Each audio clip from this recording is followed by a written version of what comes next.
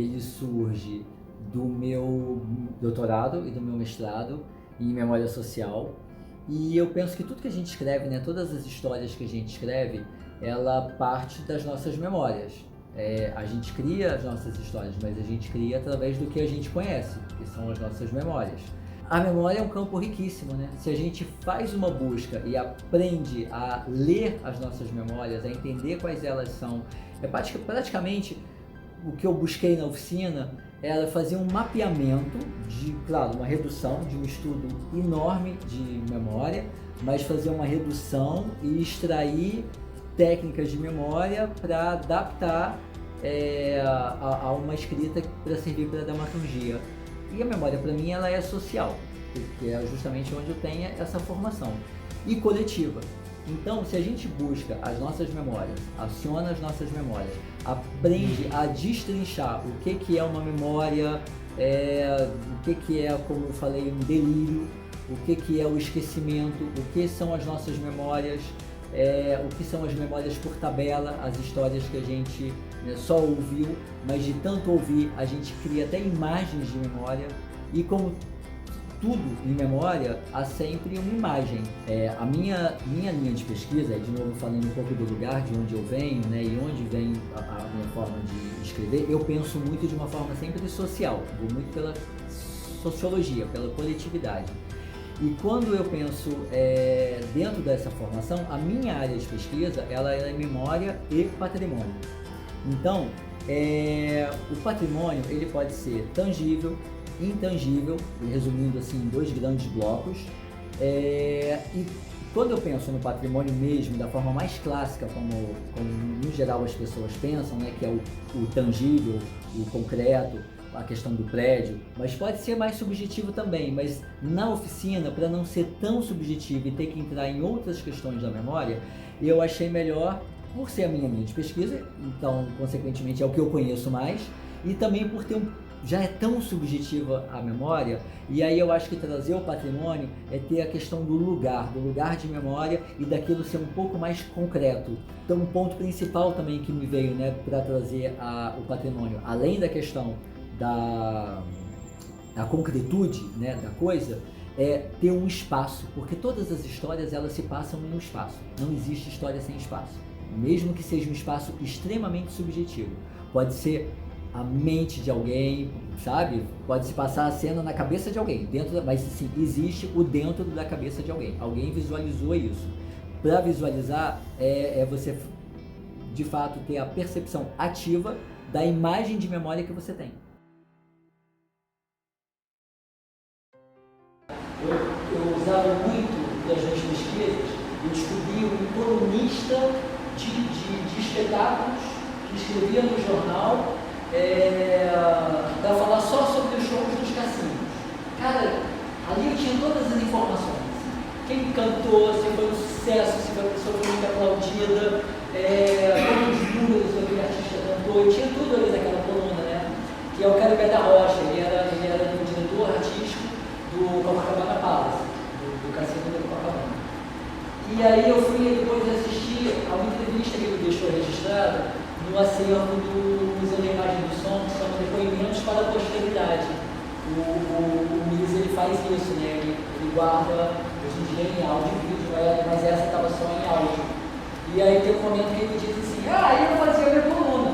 Quando estava muito xoxo, eu falava que tinha sido o máximo, que era muito e eu já tinha analisado, muita coisa para falar do show dos artistas, usando o jornal que a gente considera, às vezes, a história, e aí vem a briga entre os historiadores e os memorialistas, uma fonte primária, né?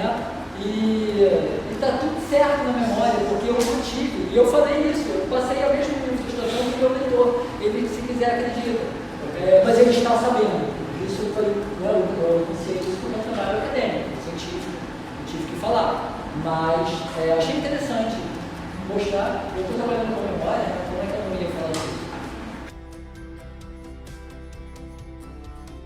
Aí, durante o processo, aí a gente chegou no momento de fazer a ficha de inscrição da oficina, então entender o que a gente queria também ali de resposta dos alunos para pensar nessa seleção. E o que a gente pensou desde o início era, vamos selecionar pessoas de uma forma mais plural, assim, a mais plural possível. Então não precisa necessariamente ser uma pessoa hiper formada em tal área ou que conheça tudo de roteiro, todas as técnicas, porque na verdade o que eu percebo, isso pelas pesquisas e pelos estudos que eu fiz em dramaturgia, é que, né, qualquer história ela pode ser contada e ela pode ser interessante. Tem pessoas que têm uma formação, digamos, no sentido de formação escolar, né, mais baixa, e que são ótimos contadores de histórias. São pessoas que te cativam e você fica preso ali porque elas têm o dom dessa narrativa. Às vezes, pela falta de formação, elas não conseguem no momento inicial. Depois eu acho que a gente vai aprendendo isso, até pela resposta, né, do público quando a gente conta uma história. A pessoa vai aprendendo ali, mas no início, às vezes, ela faz um pouco espontaneamente. E isso é muito bem feito. A memória a gente vai buscando destrinchar e entender onde que estão os pontos ali, quais são esses pontos que interessam. E aí vem daí a seleção da oficina, porque a gente teve pessoas com nível de doutorado, pessoas que tinham terminado o ensino médio. E dali a gente teve um misto de pessoas de lugares diferentes de formação, de lugares também diferentes em relação ao país. Tem pessoas de regiões as mais diversas ali, muita gente de fora também do Rio de Janeiro, e essa ideia de quanto mais misturar, mais história a gente vai ter diferente. A nós, da oficina, não interessava, por exemplo, participar de uma sala de roteiro só com os amigos do nosso bairro ou da nossa rua. Essa foi a premissa básica, assim, vamos misturar para ficar rico.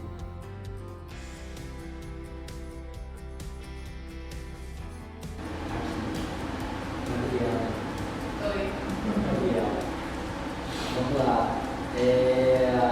E aí, gente, a gente tem o desejo, né, de tirar o papo do papel do projeto. E aí, como? Aí eu vou contar, eu contei para vocês que eu estou tirando, né, o meu dos cassinos, né, esse edital, já falei. Aí vamos pensar nas etapas, né? Nas etapas para se tirar um projeto do papel.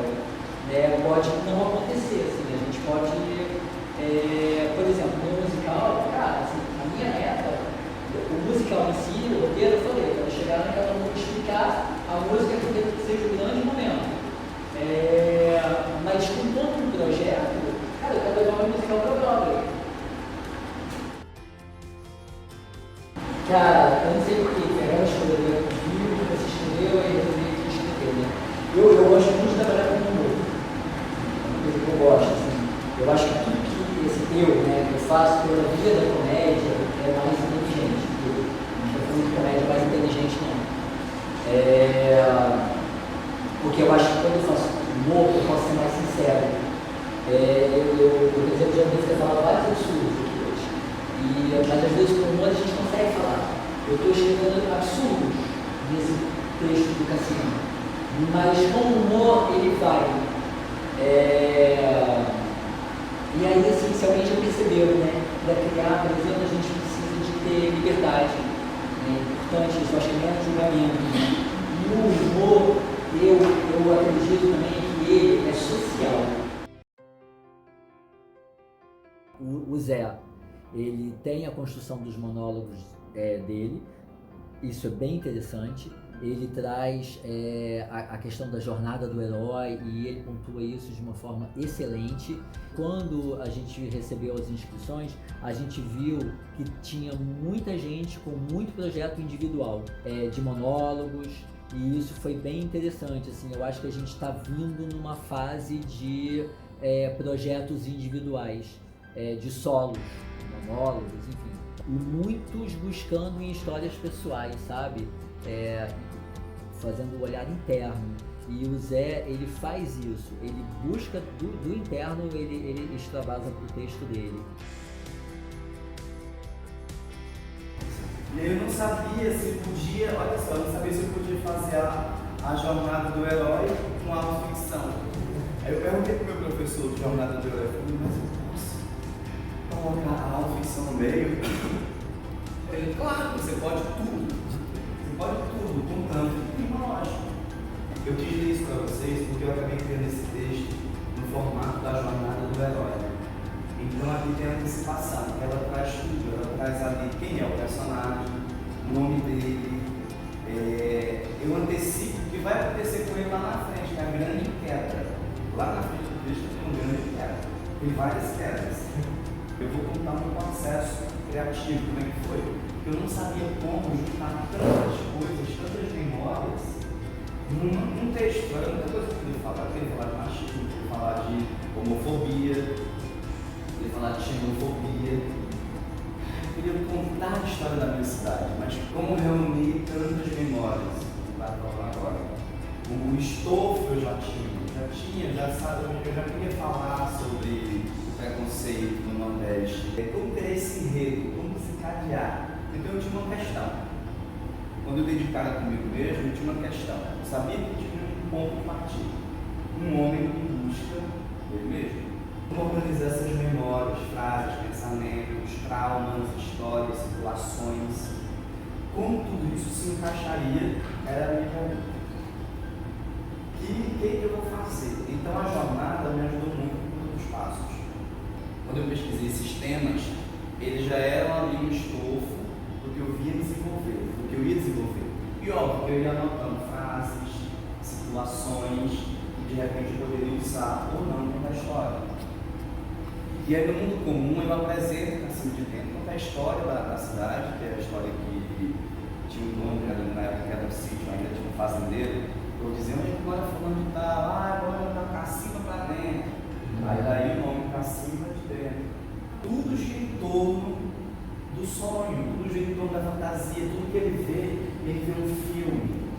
Blade Runner, ele chega no Rio de Janeiro, que tem título que lá no Brasil, aí ele já vem fã, e aí ele sabe que era Blade Runner.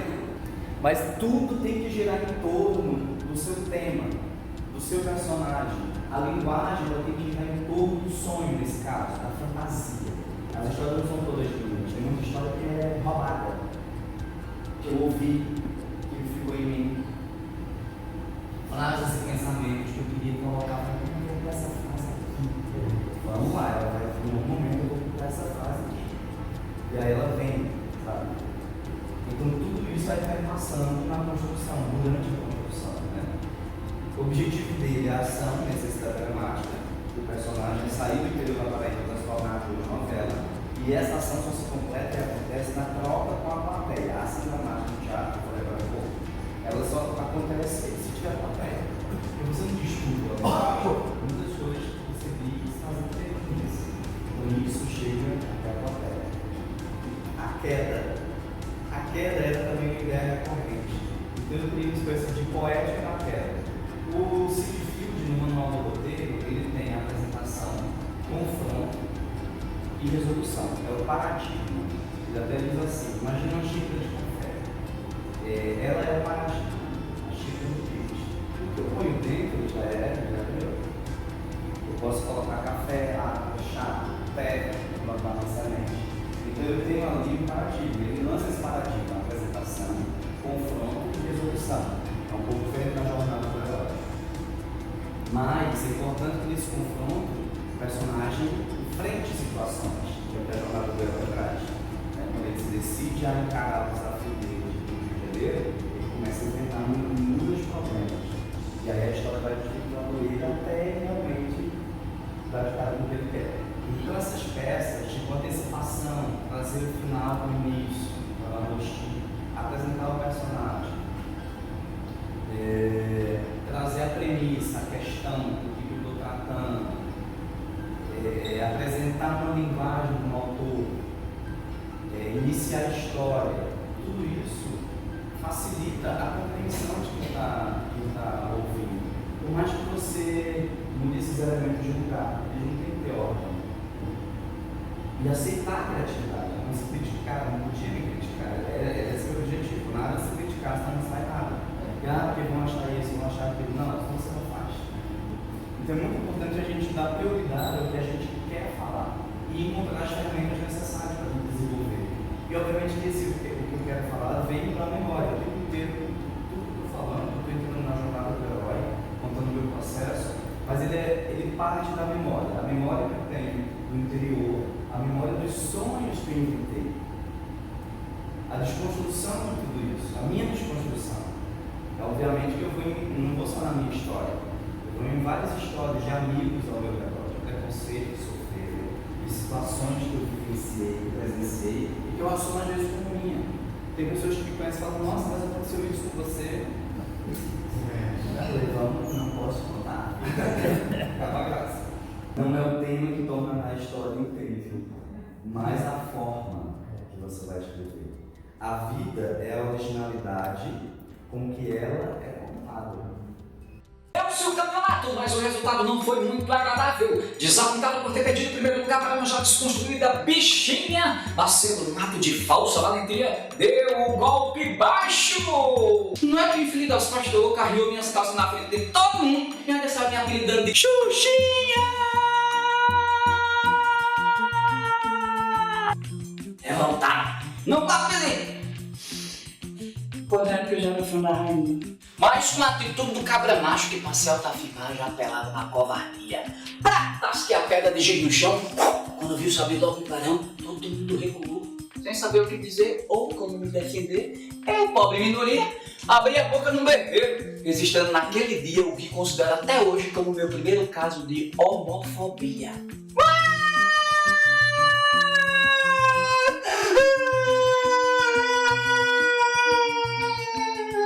Eu sabia me defender, eu não era um menino chorando.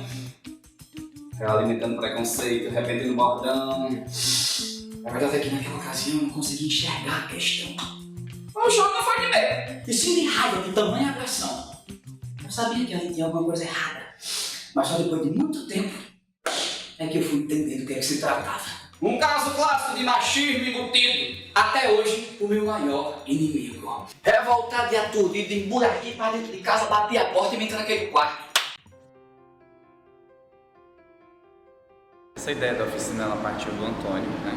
E ele me convidou, já que meu texto, tanto do hétero quanto do cabra macho, são os monólogos que eu escrevi de autoficção, né? Autorais, tratam de questões de memória, memória da infância, memória da minha vida, memória da minha vida na Paraíba, enfim, todo esse trajeto da Paraíba para o Rio de Janeiro, que eu conto na peça, de certa forma.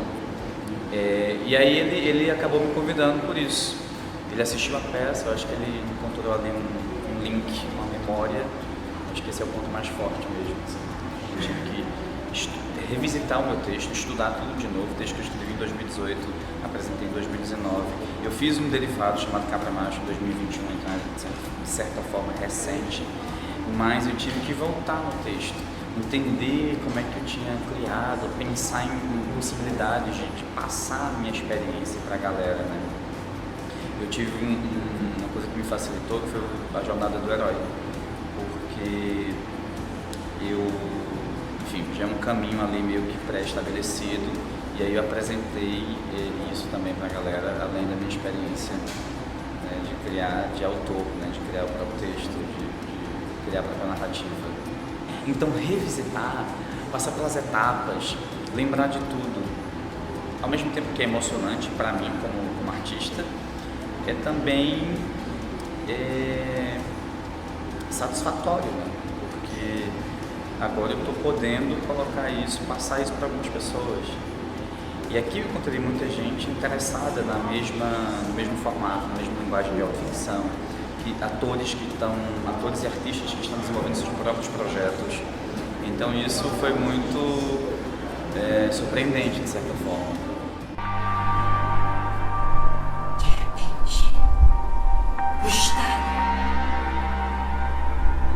Só havia uma saída para eu me tornar o tão sonhado ator da novela. Ser ou não ser? Eis a questão. De repente uma nuvem cinza sobre a minha cabeça se fez.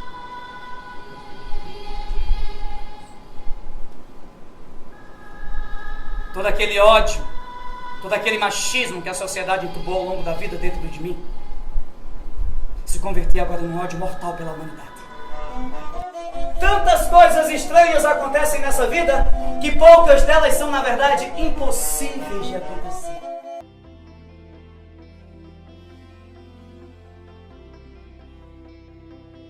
E o Del, ele veio, porque o Del tem a escrita do Luiz Gama, Uma Voz pela Liberdade, que eu acho um espetáculo incrível, que está agora há 8 anos em cartaz, e é uma peça totalmente diferente do que normalmente se pensa ou se estuda. E eu gosto dessa coisa assim, vamos olhar o outro lado, vamos ser um pouco menos acadêmico. Eu não sei se é porque também eu fiquei muito tempo na academia e agora eu tento romper um pouco com isso. E nem tudo que está dito nos livros, né, não existe manual, não tem receita de bolo.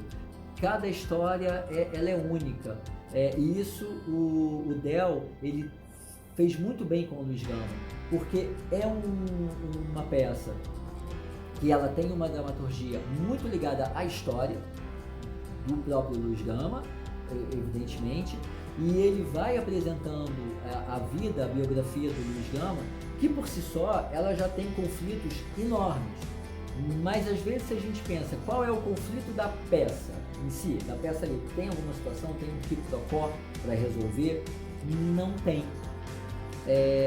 Mas tem a história e a biografia do Luiz Gama. E tem esse tipo de espetáculo. E ele é muito bem apreciado. A escola era para questionar a escravização, né, escravizados, mas nunca falava de heróis e heroínas negras e negros. Mas tudo que eu encontrava, né, sobre essa questão ao escrito, revista Veja, jornal, em reportar, por incrível que pareça, eu guardei, muitos deles eu tenho até hoje. Eu tenho mania de guardar coisa, questão da memória. Eu sempre guardei fotos de quando era criança, mãe guardava ali, eu pegava para mim. Eu tenho uma ideia, por exemplo, quando eu tinha 9, 10 anos, eu pedi para minha mãe me dar, me entregar as minhas cartas, minha certidão do nascimento. Ela perguntou, mas o que tu quer dizer isso? O que eu quero mesmo, eu quero guardar. Ela me deu na hora e eu guardei isso que está até hoje. Eu tenho uma ideia, o livro A Castilha, que eu aprendi o ABC, o alfabeto, eu tenho até hoje porque eu guardei na minha mãe até hoje guardadinho. Então essa história da memória sempre foi recorrente, faz parte da minha vida. E para o artista, para quem escreve, para o ator, então, eu me lembro, por exemplo, que a primeira vez que a minha mãe me viu chorar na peça, isso lá em Brasília, e anos depois da minha família, nos anos 80, para Brasília, ela perguntou, meu filho, como é que você consegue chorar tanto desse jeito? Me explica, como é que é isso? Eu falei, mãe, a primeira pessoa que eu vi chorar na minha vida foi você. Eu me emociono. E eu nunca me esqueci disso. E essa memória ficou guardada em mim. Mas aos 11 anos de idade, lá em São Luís, quando eu vi uma peça de teatro levada pela minha escola, eu disse, é isso que eu quero fazer pro resto da minha vida. Eu procurei uma das funcionárias de teatro e disse, me apresente a eles. Eu quero fazer isso. Na minha cabeça de menino, eu pensava assim, o que eles fazem ali, eu, como todas as crianças, a gente vai fazer. Nós irmãos, ou sozinhos, criando histórias, criando personagens. Quando eu era uma infância muito pobre, meus personagens, junto com a minha irmã, eram pedras, eram terra, basculha, flores, plantas. A gente criava. Eu criava histórias a partir dos objetos. Isso tudo teatro. Memória, teatro, história que a gente contava, eu contava. Por exemplo, eu pegava lençol na cama e uma hora ela era o anjo, eu era o demônio e a gente investia esses papéis. Já que no Rio, já fazia televisão e tal, no Troca Massagueira, que é um evento que acontece todo ano pela Faculdade Zumbi dos Palmares e a Focais, que é uma instituição que trata de fins, né, que é a questão racial. Um amigo meu, que é o Dr. Humberto Adame, que é presidente da Comissão Nacional da Verdade e da Escravidão Negra do Brasil, e estavam um monte de advogados negros e advogadas negras num hotel, no café da manhã, e surgiu uma situação lá de injustiça, e eu defendi, falei, brinquei e tal, e o Humberto Adame, ele falou assim, Del, por que você não escreve uma peça de teatro sobre o Luiz Gama, você protagoniza, inclusive até fisicamente você se parece com ele, só falta barba. Mas aí o diretor, o Ricardo Cruz, aí já falou também ainda da dramaturgia, né, da construção da dramaturgia, ele sugeriu, não vamos somente contar a história do Luiz Gama, mas vamos trazer para hoje, contextualizar, mostrando que a luta do Luiz Gama é permanente, é necessário, esse racismo cair, tem as balas perdidas, aí tem Marielles da vida, tem Amarildo da vida, tem cadeia que a população carcerária, a mais 70% é preta, isso tudo a gente serve no espetáculo. Nós apresentamos só 4 temporadas no CCJF, mas eu fiz, antes da pandemia, filas lá fora, uma coisa de louco. É uma experiência muito interessante, enriquecedora, porque são atores escrevendo suas histórias, tendo em vista esse pertencimento. É outro barato. Então é uma obra que é o tempo inteiro aberta. A vida dele por si só já é exuberante. Não precisamos buscar grandes conflitos. Os conflitos na cultura extra, a vida do Luiz Gama, a experiência dele, são os conflitos que a gente vive hoje. São raciais que a gente vive hoje, essas lutas raciais. Tem gente que me pergunta onde é que começa o ideal, onde é que acaba ou não, e o Luiz Gama, o contrário também. A gente morava numa comunidade muito simples, uma periferia, uma casa de pau a pique, e não tinha água, era água de poço. Um pato caiu no poço. E o meu pai pegou, contei isso? Pegou uma lata, eu tinha 5 anos, 5 meio, pegou uma corda, me colocou dentro do balde, daquela lata, e foi descendo no poço. E eu gritava. E ao mesmo tempo que veio, a sensação é que você está sendo sepultado, vivo, enterrado, vivo. E ao descer a terra, aquela boca do poço, ela vai te engolindo, você não vai vendo, você vai vendo. E essa sensação, essa memória, me vem exatamente na hora em que, na peça, em que o Luiz Gama é rejeitado pelo pai no cálice. E aí não tinha como eu, Del, não viver essa situação, não viver esse momento, não viver esse personagem. E outra coisa que eu queria falar interessante é que a mulher personagem mergulhe mesmo no psicológico, mesmo naqueles personagens pequenos, mas valorizem isso. Esses personagens também tenham uma vida própria, ainda que não sejam protagonistas ou participantes, mas que em algum momento da história eles tenham uma participação valorosa, significativa. A música tem frases maravilhosas, contundentes. Essa, por exemplo, em nós, até a cor é um defeito. Me desculpe, eu interrompi, por favor, continue. Se negro sou ou sou bode, pouco importa. O que isto pode? Bodes há de toda a casta, pois que a espécie é muito vasta. É verdade. Sou negro e vou lutar incansavelmente na justiça e na imprensa pela libertação de cativos.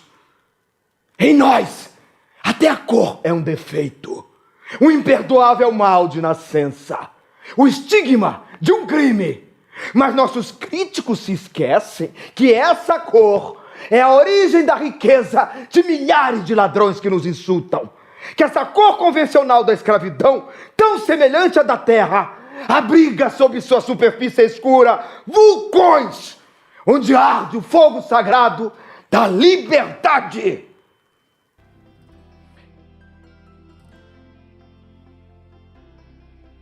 Eu achei importante o Del trazer o processo de escrita dele, porque evidentemente não é você passar limpo um livro de história, sabe? Tem que se criar também ali uma narrativa cênica, uma narrativa dramatúrgica.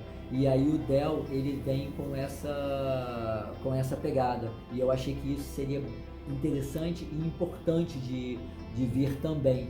Porque senão a gente passa naqueles elementos, sempre os elementos clichês do que toda história tem que ter.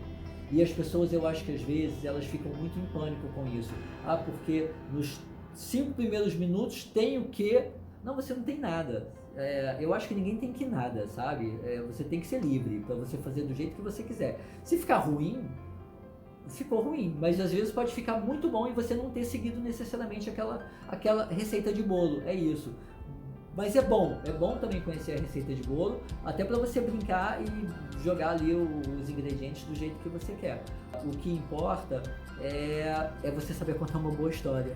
É uma coisa que, né, dizem que o Gabriel Garcia Marques falava, né, nas aulas dele, assim, quando alguém contava uma história muito chata, da história que ia desenvolver, e aí ele dormia, né? E quando ele dormia, ninguém falava que ele dormia, ninguém ia lá cutucar o Gabriel Garcia Marques para ele poder acordar.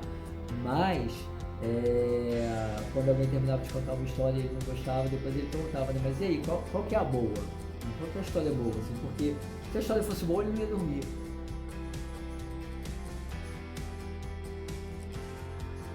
Diferente da maioria que eu sou da área da arte, eu sou jornalista de formação e eu quero muito trabalhar com jornalismo cultural voltado para cinema e para música, principalmente críticas.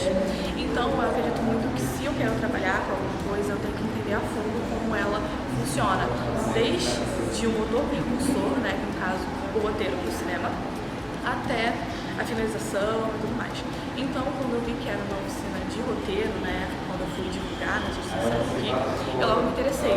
Eu vi que casaria justamente com os dias que eu estou aqui presencialmente, então eu juntei um útil ao agradável e me inscrevi com uma expectativa lá em cima, justamente para entender como funciona a cabeça de um roteirista, né, possivelmente para começar a escrever alguma coisa. Eu sempre gostei muito de escrever, mas eu nunca fui muito voltada para essa área de roteiro. Então eu me inscrevi com essa expectativa, né, de entender como funciona e de quem talvez possa virar uma roteirista futuramente. Cumpriu muito com o que eu esperava, na verdade, foi até um pouco além. Eu imaginava que seria um pouco mais sisudo, mas foi algo completamente mais livre, literalmente fazendo a gente lembrar de algumas histórias da nossa vida, né, fazendo a gente pensar que, caramba, a minha vida pode sim dar uma história. Então agradecer, né, e dizer para quem tiver a oportunidade de estar com esses profissionais, né, tanto oficieiros quanto produção, que esteja, tá, que vai ser uma das melhores experiências que você pode ter profissionalmente. Eu vim com uma expectativa diferente e me surpreendeu além do que eu imaginava. Então, meu nome é Salvador de França, sou dramaturgo, diretor da Companhia Teatral Última Estação, que tem a sede em Santa Cruz, né, no bairro da Zona Oeste, e a minha expectativa em estar participando desse curso é, no caso, se aprimorar mais na escrita, ter um pouco mais de troca, valeu muito pela troca, né? A minha expectativa era muito pela troca, falar sobre a experiência, ouvir sobre experiências e aperfeiçoar mais a escrita. Foi além das expectativas, a troca foi sensacional. Todas as pessoas envolvidas aqui no projeto têm histórias incríveis, não só como histórias profissionais, como de vida também. Então, serviu para, além das expectativas, eu vou levar para a vida inteira todas as experiências que eu tive aqui e espero que isso possa ajudar a ter expectativas de criar mais textos inspirados em todas as histórias que eu ouvi aqui. Eu, Del Garcês, eu sou oficineiro nesta oficina aqui, Memórias e Histórias para Roteiros, idealizada, coordenada pelo meu amigo, o Antônio Tostes, e eu achei super interessante essa ideia dele, essa idealização. É importante estarmos falando sobre cultura, desenvolvendo esses temas sobre roteiro, dramaturgia. A gente só tem que agradecer ao CCJF, essa casa, esse centro cultural que sempre está aberto ao novo, ao diverso, à cultura, aberta ao público, dando oportunidades a todas as pessoas. E tem uma característica importante nesse curso, que os alunos foram selecionados a partir da diversidade, dialogando diretamente com o Centro Cultural Justiça Federal, e nós temos muito que agradecer a esta casa. Tem uma coisa que eu acho muito importante assim, de pontuar, eu acho muito importante mesmo, a gente ter a política pública dirigida para a cultura. Então, assim, e é importante falar, né, que é um projeto da escrita da peça de teatro, o projeto também da oficina, a possibilidade de oferecer essa oficina gratuitamente para 14 pessoas. Isso acontece porque a gente tem patrocínio e a gente tem apoio, porque o Rio de Janeiro é um estado que precisa retomar o protagonismo que ele já teve na cultura. A gente tem possibilidades enormes e a gente sabe disso aqui no Rio de Janeiro. Não que a gente tenha perdido, né, mas a gente foi enxugando bastante. Em algumas áreas está bem enxuto. Então é importante esses editais, esses projetos e o apoio institucional que a gente teve do CCJF, né, o Centro Cultural de Justiça Federal. Eu acho que é importante falar disso também, porque é um espaço já patrimonializado, o que dialogava diretamente com coisas que a gente queria abordar ali na oficina, e é um luxo estudar num espaço como aquele, né? Quisera eu que todo mundo sempre estudasse em espaços extremamente confortáveis e de muita acessibilidade. Isso ajuda pra caramba a gente a produzir cultura e trabalhar com muita gente, porque, né, assim, tem muita gente envolvida no projeto. Então é importante, né, a gente ter esses espaços assim e a possibilidade das pessoas entrarem, senão fica todo mundo achando que aquele ali é um castelo e como que eu faço para entrar ali? E quando tem esses cursos, esse chamamento, o pessoal vem. Cara, olhar para aquele prédio e falar assim, cheguei no meu local de trabalho, sabe? É uma delícia.